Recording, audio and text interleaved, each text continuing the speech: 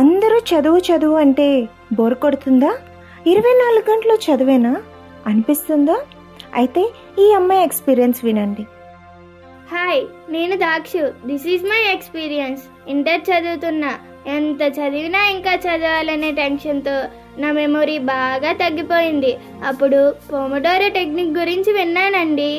First, ఏ రోజు ఏం చేయాలో నోట్ చేసుకుంటా.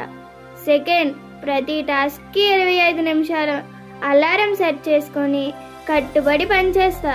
థర్డ్, 25 నిమిషాలు తర్వాత 5 నిమిషాలు బ్రేక్ తీసుకుంటా.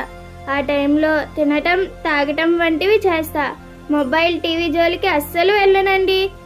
ఆ టెక్నిక్ నేను రిపీట్ చేస్తూ చదువుపై ఉన్న విసుగుపోయింది, ఫోకస్ పెరిగింది, సబ్జెక్ట్స్పై ఇంట్రెస్ట్ వచ్చింది. మీరు కూడా ఇలా ట్రై చేసి మీ ఎక్స్పీరియన్స్ని మాతో షేర్ చేయండి.